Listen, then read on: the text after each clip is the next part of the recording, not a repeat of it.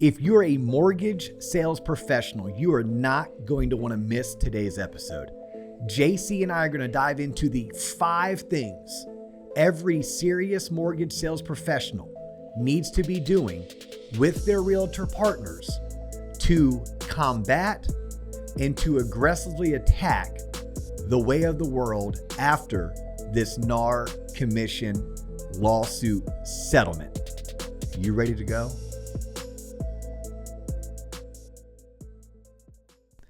Ladies and gentlemen, boys and girls, children 18 plus, you are tuned in to the Loan Officer Podcast with me, Dustin Owen, and my main man, JC John Coleman. D.O. was popping. Another day, another month, another episode of TLOP. I know. Getting myself a new mattress. Sounds horrible. Have you guys gone mattress shopping anytime soon, John? No, we have not. Yeah, it's not fun. Whatever mattress I've inherited through life, that's the one I keep. Good for you. No, we have a defected mattress. Would you get it, Serta? It probably is a cert. I have no idea what it is. Whatever it is, it's so defected that we have to get a new one. California King? I do have a California King, I believe. I would hope so. I would hope so. Not Yeah. a queen or twin, you nerd. But my wife had me this past weekend going to the mattress store Sounds horrible. and laying in bed after bed after bed. It got to the point where I'm like, they all feel the same to me. What you mean? They all feel the same. It's I a know. bed. Just go. Yeah. Now, you know what? I do like something that is one step below the firmest. That's what I learned. Yeah. And foam really intrigues me, but I'm scared of it because I've always done pillow top. Why don't you go like whatever Dak Prescott says in those sleep right monitor beds? Why don't you try one of them? Because Dak Prescott is not a winner, John. And Kyle Draper and Tim Davis, if you're tuned in, and all my other Dallas Cowboys fans, I apologize. But Dallas and Dak haven't had they have not had an opportunity. Well played. You're going to say sick burn. True story. I promise y'all we're going to get into the episode really soon. People are like, Jesus Christ, fast forward to the meat and potatoes. I could give a shit. But this is really funny. So I did the thing for Rocky last night. So anyone who's a part of the MLO Study Buddy group and our buddy, Rocky Ligurgio. Shout out, Rocky. I hop on once a month and I do like a free coaching call for Rocky's group. Typically starts at 8. Supposed to end at 9. I never end on time. I go about 9:30. Sounds right. And when I do that, I go upstairs into our spare bedroom, and that's where I set up to do those calls. Well, that spare bedroom is next to my daughter's bedroom. Well, I get out. It's 9:30. I peek my head in, and my daughter and my wife are giggling. And they're giggling because they're making fun of how loud I am. My wife's like, Dustin, I could have heard you downstairs. Yeah. And she's asking my daughter, how do you do this once a month? And she's like, I just put in my earbuds and turn on Taylor Swift or whatever she said. But I was like, oh my gosh, I just learned this new word, F off. And they're like, boom, boom, shh. I had them laughing. I had them rolling. Hold on, that was your story? That was my story.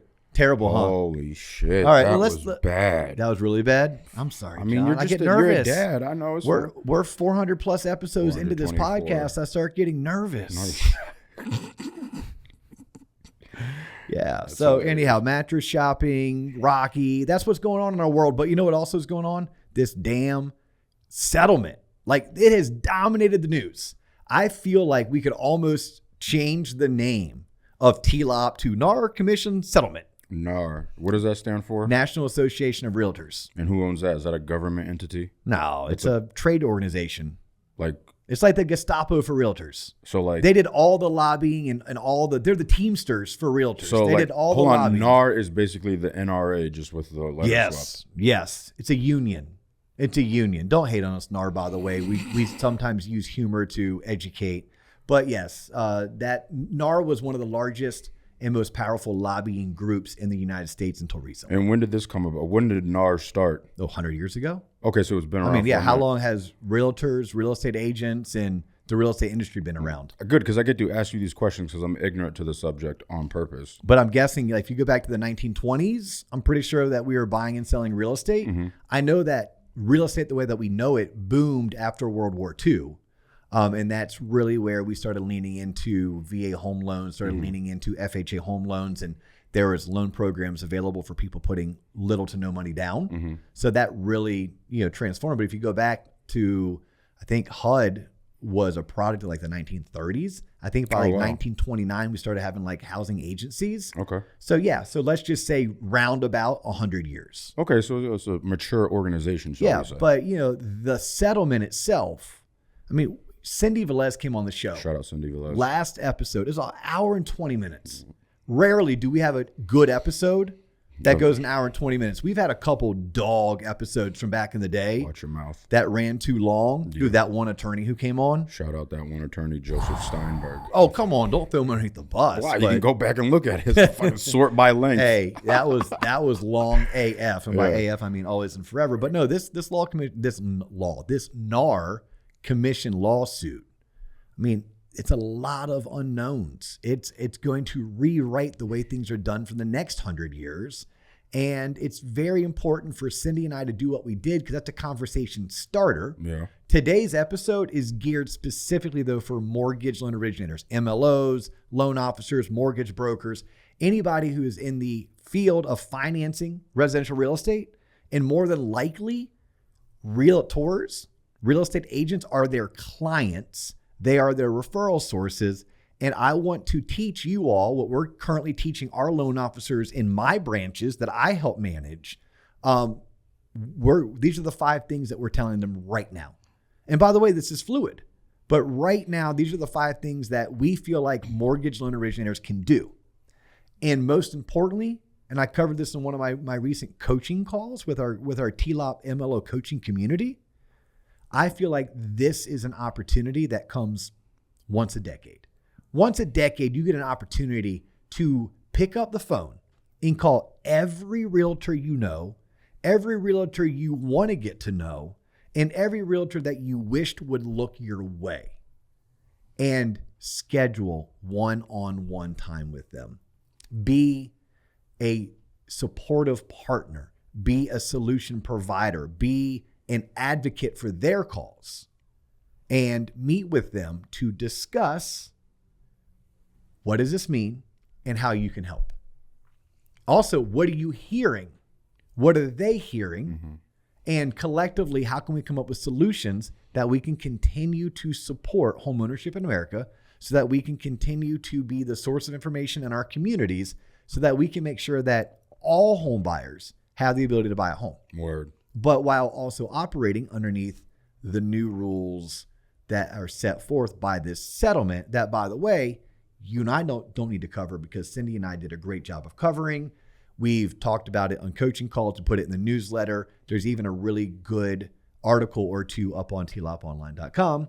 And by the time this drops, you and I are going to be 2 or 3 weeks out from going out to Housing Wire's big event, The Gathering, where I promise you for 3 straight days, we're going to be talking about the NAR settlement. So if you want to have some high level, deep conversations with super smart, experienced people, I think there's like 60 spots left. You should go to TLOP Online and check out what's going on at the Gathering and how you can be a part of that event.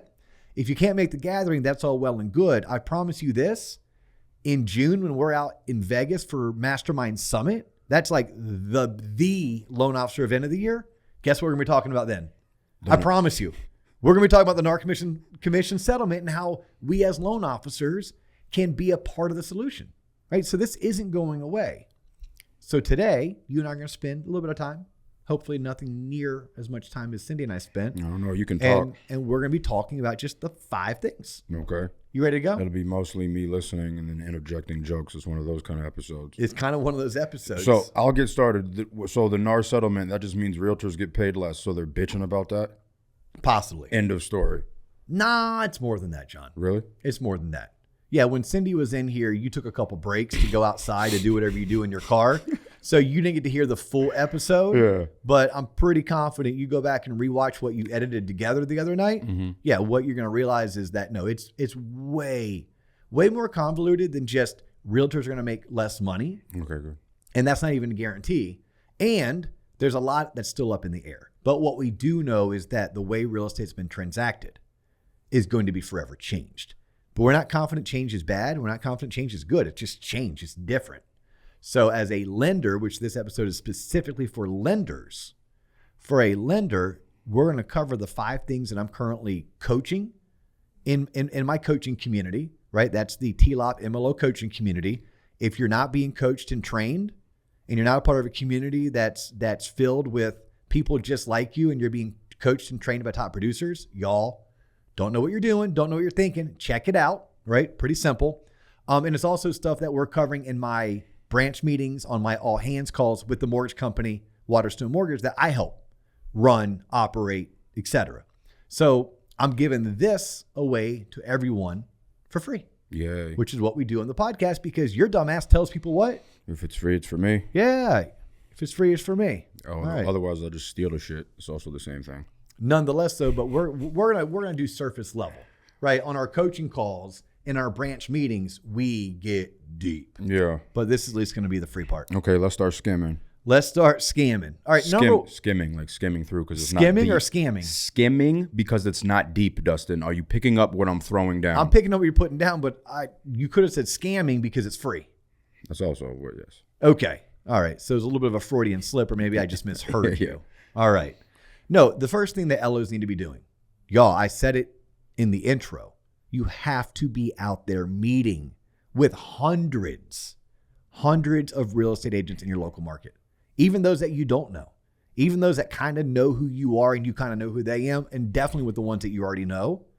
And you needed to approach it as, I would love to meet with you to talk about solutions for how we can make sure buyers still have the representation that they desire and deserve, and how you can also make sure you get compensated as a realtor, right? Because that's the big concern.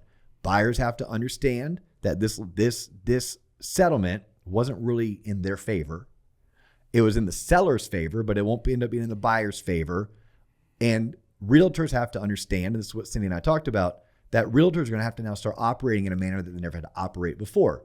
Simply put, realtors are going to have to start selling their value up front and selling their worth up front in order for someone to hire on with them and sign that buyer's agreement. What do you mean? That sounds like a loan officer to me. Sounds just like a loan officer to you. Yes. Like we in the lending world, like, hey, welcome to the party. We've been doing this for like 40 years. Yeah, okay. Yeah. And then, but the real estate community is going to have to catch up to this. Okay. So guess what? Your loan officer, realtors, they know a thing or two about having to sell value, about having to sell their service. You can learn from them. Loan officers, this is your opportunity. When you're trying to meet with those 100, and I'm telling you, that's the number. If you want to be successful and you care about your long-term future in this industry, make a goal. I challenge you to get face-to-face or Zoom-to-Zoom, belly-to-belly, one-to-one with 100 licensed real estate agents between now and July 1st. Now and July 1st, and you're there to be solution-oriented, but you're also there to teach them a thing or two about how you sell value. Because that's something we've had to do all along, is we sell our worth, we sell our value, and we do so up front. You can now start teaching your realtors. You can also start teaching them things like the most basics is understanding how exactly loan programs and products operate as it pertains to seller credits. And that's actually step number 2. So step number 1, I promise 5, there's 5 things you should be doing. The first one is you have to meet at least 100. I mean, this is your biggest opportunity to get out there and spread your brand, market yourself, connect with the most people, network like nobody's business. And by doing so, you'll expand your network. What happens when you expand your network? You expand your net worth. You expand your net worth, yes. And that's what we're trying to do as sales professionals. We're trying to generate the most leads so we can close the most loans and make the most money, hopefully so we can save the most. We can give the most back to the less fortunate and change our communities while also changing our lives for the better and enjoying the hell out of life, like travel and buying cool shit, right? Mm-hmm. So that's step 1, is get out there and meet, be a solution provider, and even give examples about how you in your business sell value up front. Number 2 is educate. You are going to have to educate the realtors. Start with the most basic. Start with reminding them of seller contributions on each transaction. What do I mean by that? I'm just going to rattle it off.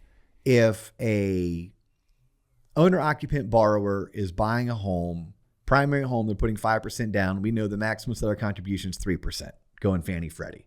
If they put 10% down, we know the maximum contribution is 6%. If they're putting 25% down, we know the maximum contribution is 9%.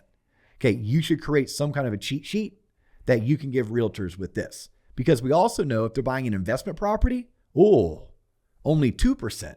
And the reason why this is important is that in certain transactions, depending on the market, depending on the situation, the buyer may have agreed to pay a certain commission to their representative, to their buyer's agent, but the seller's not willing to cooperate. The seller's not willing to negotiate that they're going to cover that.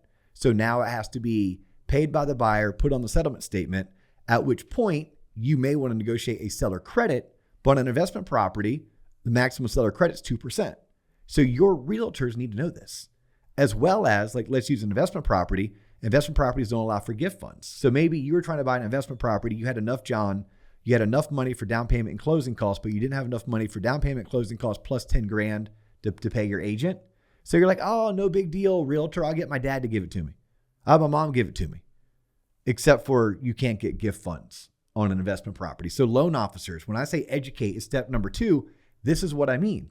Walk them through maximum contributions on FHA, on USDA, on VA, but watch out, because VA currently when we record this, VA does not allow for the buyer to pay for any realtor compensation. Like Fannie, Freddie, FHA, the buyer can pay it. Mm-hmm. You can use the seller credit to offset it. VA currently, I can see that changing. This is why I say currently. But currently, VA does not allow for it. But you have to understand, what are the maximum contributions towards closing costs. By the way, little trivia for you. The maximum seller credit on a VA home loan is not 4%. And if you want to challenge me, I'll fight you on it. The maximum seller credit is not 4%. It's whatever is common and customary. It's whatever is common and customary and no more than 2 discount points. But there's not a actual percentage. That percentage is in a concession, which is different than a seller contribution. So look that up, you loan nerds. But so many times I see, the maximum contribution for closing costs on a VA home loan is 4%. I'm like, no, actually it's incorrect. But nonetheless, right? We're getting into semantics, but those are details that a top-notch originator who's a technical wizard would know. There you go. So that's the one thing you can do to educate. The second thing I'm going to tell you to do to educate, you as a lender, if you are following step 1, that means you're meeting with 100 realtors. You're having those conversations. What are they hearing? What are their brokers telling them?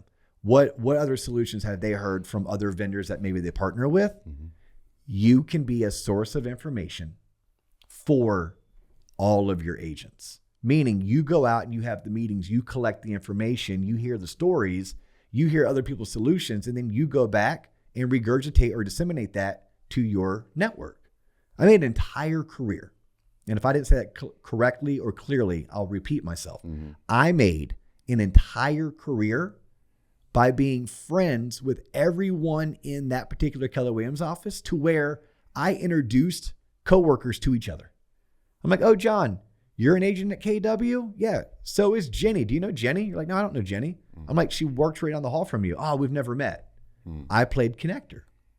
When I mastermind with one real estate group, I take some of those best ideas and I share them with the next real estate group, right? So I end up being a source of information. I end up being a connector, and there's no reason why, when I'm trying to educate, I can't take all of the information that I'm picking up from these tens, if not hundreds of meetings that I'm having, take the best parts and start sharing them with others. And that's going to be very imperative for loan officers to do 6 and 12 months from now.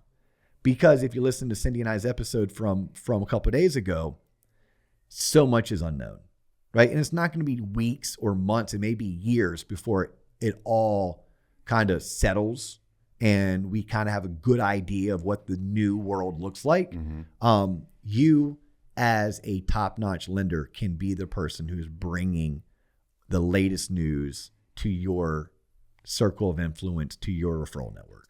There you go. There you go. Are you ready for number 3? I'll hurry up. My eyes are glossing over. All right. Has nothing to do with the cushions. Express the importance of collaboration. Like, it was always suggested to realtors that you need a good lender. You do. Realtors need a good lender, sometimes a good lender or two, mm-hmm. depending on how many tools the first lender brings in their tool belt. A good realtor may need a backup realtor, a backup lender. Mm-hmm. But going forward, the communication between buyer's agent to listing agent is going to have to be 5 times better than it ever was. It's a true negotiation where they They can have open, honest conversations about what their buyer is able to do, what the seller's willing to do, and how they can get that drafted on a contract where the seller gets compensated, the buyers get compensated, the seller gets represented, the buyer gets represented. But you're going to have to include your lender in that. Because two realtors talking, a seller and a buyer negotiating, what if that doesn't work with the financing? What if those financial rules, regulations, or underwriting guidelines prohibit what it is that they try to do? Mm-hmm. So it's every reason why a buying agent needs to have a open, honest dialogue with their buyer's lender, mm-hmm. is because they have to understand, hey, exactly how much can this person afford? Worst case would be down payment, closing costs, plus my realtor commission. Or best case would be just down payment and we get the seller to pay closing costs and realtor commission. Or somewhere in the middle is kind of the old school standard traditional. Buyer pays for down payment, buyer pays for closing costs, but the agent or the seller is going to pay for the agent's commission. So when I'm thinking of like collaboration, I'm also thinking about not maybe in today's market, but if I fast forward a year from now, the MBS market, the mortgage-backed security market, that's where we as lenders go to get our money, or where we deliver loans to. Honestly, we get our money from warehouse lines.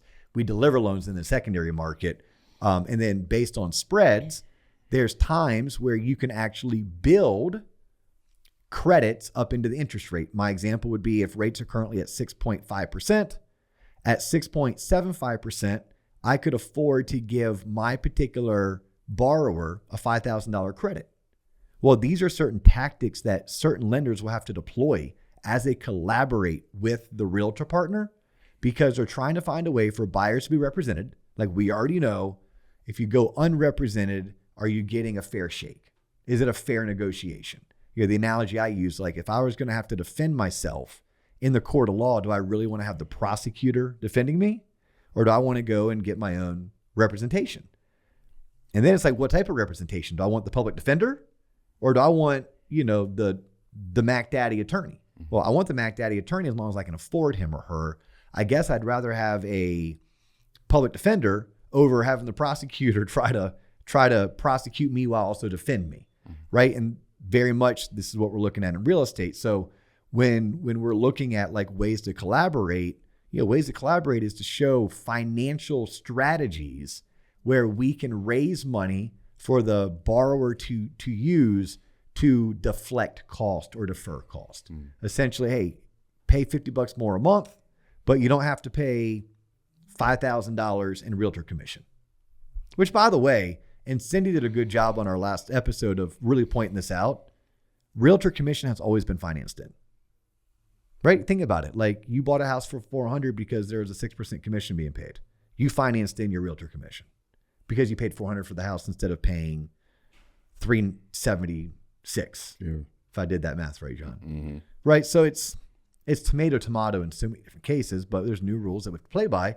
Let's learn to play by them, and let's hope that nobody gets hurt while doing so. So that was number 3, is the importance of collaboration.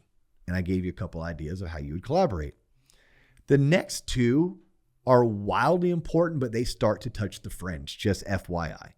Number 4, if you've been listening to me for the past 2 or 3 years, or you're a part of any coaching program that I was a part of, or if you go out to Vegas and listen to me speak in June at Mastermind Summit, I'm going to tell y'all that I have been saying it's a race to the consumer. Most of us as mortgage loan originators didn't do a whole lot of consumer-facing marketing. Most of our marketing was to realtors, to builders, to financial advisors, or our circle of influence, or our past client database. And that'll still be our bread and butter. But 2 or 3 years ago, I was saying, hey, look, because of the consumer behavior of the millennial generation, because of the consumer behavior of Gen Z, which, by the way, y'all, total sidebar, Gen Z is not buying houses for a decade. So I know y'all love to go around the country talking about, we got to get ready for Gen Z and we got to hop on TikTok. You can. You 100% can, and you should.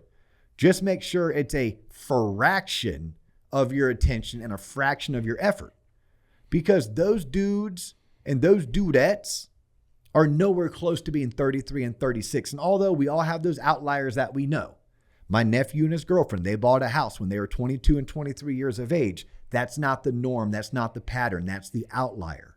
Okay. But nonetheless, it's a race to the consumer because the behavior, the consumer behavior of the millennial generation, who is peak first-time home buying age right now, and the generation behind them, they're still going to listen to their mom, to their coworker, to their realtor, as long as you have a presence online, as long as they can see your YouTube video or watch some of your reels or visit your TikTok channel. So we have to do a better job of racing to the consumer because the referral from the realtor won't be as strong going forward. The referral from the mom and dad isn't going to be as strong going forward. The referral from the coworker isn't going to be as strong. So we already knew that that was going to be a part of our play. Well, this NAR settlement expedited things. Where I'm saying you have 2 to 3 years, now I'm saying you have 2 to 3 months. You have 2 to 3 months to be making content and to be shifting some of your marketing attention towards talking to home buyers. That was something I learned in my career 5 years ago, John. I found that I was missing opportunities because I was telling people I'm a mortgage banker.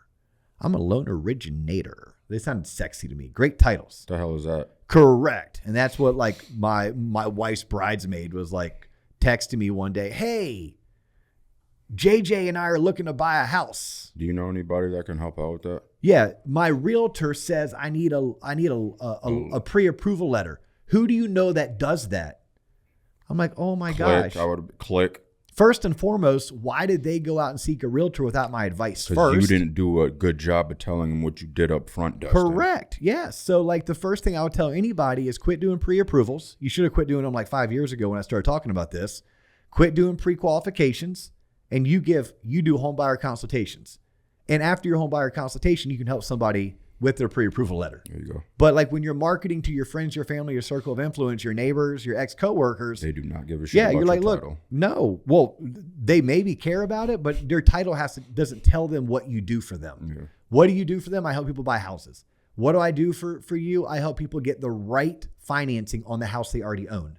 Right? Those are things that I do. So number 4, just keep in mind, it's a race to the consumer. Hell yeah. Okay. Number 5. Think outside of the box with me on this one, John. I cannot wait for this. Think outside of the box. There could be a world. I am not saying there is going to be a world. There could be a world where someone like me runs a mortgage company or runs a mortgage branch or a mortgage region. Okay. And maybe I market my services to home buyers where I say, if you do your mortgage with me, I will provide you a real estate concierge service. Maybe things don't shake out the way that we want them to for home buyers. Maybe some of this settlement is very punitive towards home buyers. We hope it's not. We hope, again, it's going to be a lot of the same, just done differently. Mm-hmm. But if worst case does happen and buyers aren't being represented, what if I as a lender could say, look, I'm going to employ 3 showing assistants in my region. I'm going to employ 3 transaction coordinators that all have real estate experience. Mm-hmm. And John, if you come to me to do a loan with me, you also have access to my team of showing assistants and transaction coordinators. That means someone's going to help you show property. Someone's going to help you write your contract, negotiate your offer, and then someone's going to help you follow that through the process. And something like that would be make sure you get your home inspection is done on time. Make sure your mortgage application paperwork is turned on in time. If the appraisal comes in low, that you know how to renegotiate the appraisal. Someone's going to be there to help you do the walkthrough. Someone's going to recommend you to the locksmith and the moving company, like all things that a good realtor is already doing. Mm-hmm. But maybe if the market and the environment moves to where buyers, especially first-time home buyers, have to pay truly out of pocket, and sellers aren't willing to give seller credits to cover the out-of-pocket expenses. Now, this is doomsday. This is like worst of the worst. Mm-hmm. But I think as a lender, we need to be prepared. What if this is what unfolds? What if this shakes out? I want to have a solution. Well, my solution is I'm going to go out and hire people to work in my office. Now, granted, I have to get with my attorneys. I have to get with my compliance team. I have to make sure we're doing everything on the up and up. But how cool would it be if I could offer these types of services to anyone who's getting a loan with me? Like that's like number 5. You should be having thoughts similar to those. Mm-hmm. Now, I'm not saying those are the right thoughts, because I've heard some crazy shit. Bonus here. Well, what if lenders just went out and got the real estate license? What if realtors went out and got their lender license? I really don't like either one of those solutions. To me, all of a sudden, you become a jack of all trades and a master of none, and that does not work when you're talking about someone's largest purchase transaction of their life. Either be a great lender or be a great realtor. Do not try to do both. That is the world according to Dustin Owen. You can hate me for it if you'd like. You can disagree all you want, but I'm not going to move away from that. But I am hearing, if there was a bonus to this episode, I'm hearing that could be a potential.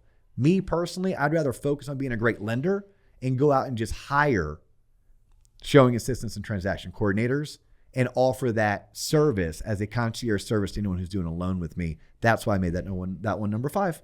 But there you go. There's 5 things right there that mortgage loan originators should be doing and should be thinking about immediately so that you can make sure that you represent the future of the mortgage industry, so that you can make sure that you are going to be a successful next-gen loan officer. Oh my gosh, that was amazing, Dustin. John, you look absolutely enthralled and excited. So here's what we're going to do. We're going to wrap it up. Thank God. We're going to wrap it up, but here's one thing I need. Okay. If you noticed, Yeah. JC and I do not run any ads. Which, by the way, let me ask you a question. Yeah. You've been doing a great job of getting some YouTube videos up on our YouTube channel that are not podcasts, but they have ads that run in front of them. Yeah. Is that like by design, or did we not tell YouTube that we didn't want to run ads, or do we want the ad revenue? I want ads now on them. The podcast will always be free. Okay, podcasts will always be free, but if you're going to watch one of our videos, you have to sit through 15 seconds of ads and then click the next button. It's fine. It's everyone's conditioned to do that now. They are. You pay for Amazon Prime, and Amazon Prime has ads in it now, Dustin. Netflix is next. Okay. Well, nonetheless, I meant to ask you that offline, but I was thinking about it right now. But no, you listen to this podcast. We keep this podcast ad-free. You subscribe to our newsletter. What you'll notice, we don't have any sponsors of the newsletter. We do that by design and on purpose. But in return, here's our hope. If you like what we're spitting, if you like what we're producing, sharing is caring. Please share this, not with 1, not with 2, but with 3 people. Follow us on all of our social handles. We are at the Loan Officer Podcast. My first name is Dustin. My last name is Owen. Connect with me on LinkedIn. Even if you listen to us on Spotify or Apple or anywhere else you go to listen to podcasts, give us the 5-star review, but go over to our YouTube channel. At a minimum, just hit subscribe, because that YouTube channel now is more than just a place to watch the podcast. It now has shorts and it has intentional YouTube videos. Plus, John's been chopping up a best of, and he's been producing 4 to 6 minute clips of some of our best episodes where you just get to watch the highlights of that particular episode. So you're not going to want to miss tuning into TLOP Online. And if you are a mortgage loan originator and you need coaching, which most of us do, me included, John included, No. We are coached here at TLOP. I'm coached as a mortgage professional. You need coaching. I can't think of a better community for you to be a part of than the TLOP MLO community. Go to TLOP Online and inquire about whether or not it makes sense for you to join this community. And then finally, I can't remember all of this because I'm going to be at a dozen different places between now and August 1st. Yeah. But keep on checking out TLOP Online and you'll be able to see the events that I'm going to be at. Things like MBA of Florida is doing an MLO summit. Florida Association of Mortgage Professionals is doing FAMP on the Run. One of those is on April 9th. One of those is April 11th. I'm going to be doing stuff with the Mortgage Bankers Association of Georgia. I'm going to be doing things with Housing Wire. We're doing things with Mastermind Summit. All of this is on the website, tloponline.com. We're going to be back with FAMP this summer, end of July, beginning of August. I'm heading up to Oklahoma to do something in the fall with the Oklahoma Mortgage Bankers Association. Then I'm doing something with the Arkansas Mortgage Bankers Association. Christ. So y'all, keep tuning in. Come out, show up, say hi, get your learn on, get your network on. And if you need us, call us. If you need us, text us. If you need us, hit us up on TLOP Online. He's John Coleman. I'm Dustin Owen. That's all the time we have for you today. But we do look forward to catching you on the next episode. Peace.